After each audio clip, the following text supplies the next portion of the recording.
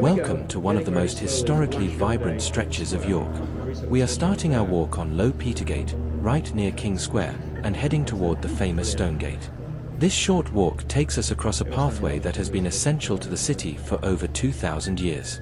The street name, Low Petergate, tells you exactly where we are. It is the lower, or less elevated, part of a great road that leads toward the Minster, which is dedicated to St. Peter.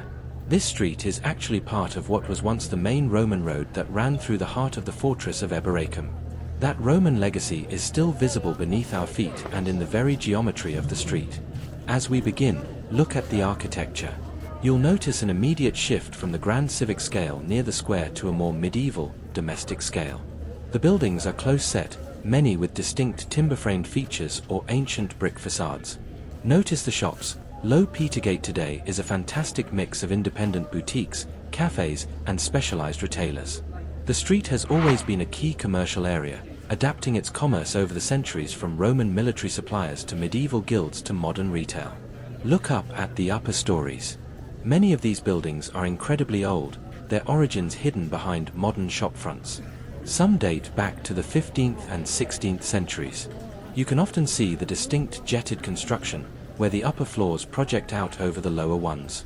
This style was a clever way to maximize floor space in a densely packed medieval city, and also offered a bit of shelter from the weather for pedestrians below. As we walk, consider the names above the doors.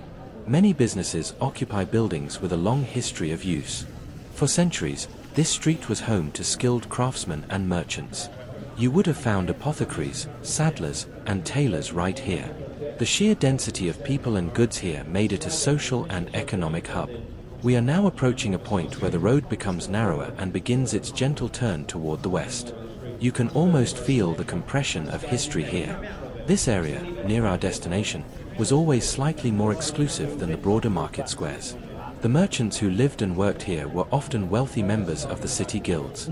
We are now coming to a gentle bend, where Low Petergate transitions smoothly into Stonegate.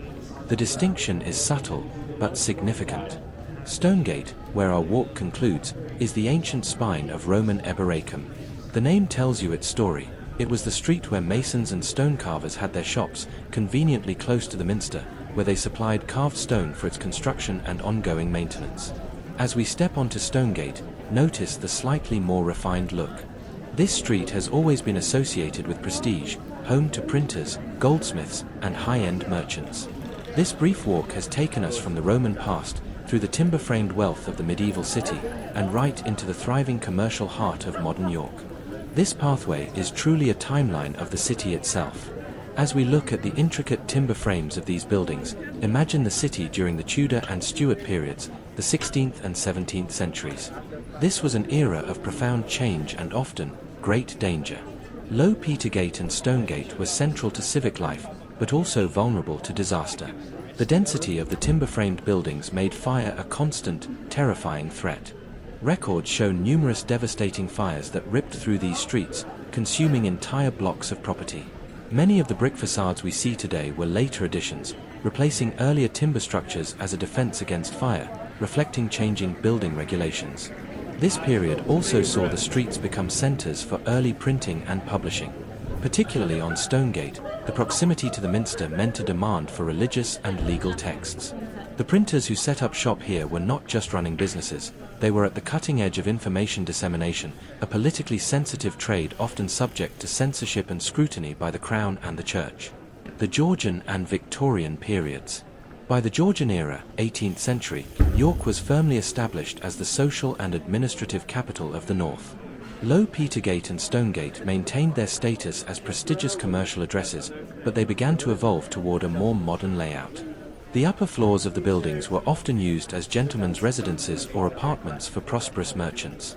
The lower floors were converted into the more ordered shopfronts we recognize today, with larger glass windows to better display goods, a key characteristic of the dawning consumer age. The Victorian era brought new infrastructure.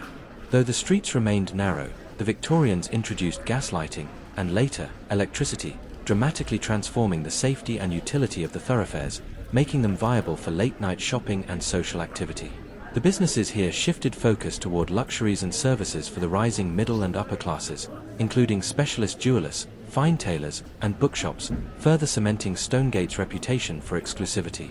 Thus, these streets have served as an architectural and commercial barometer for York, recording every major shift, from Roman barracks to medieval craft guilds, from vulnerable Tudor timber houses to prestigious Victorian shopping lanes, all led right here on this same short, historic route.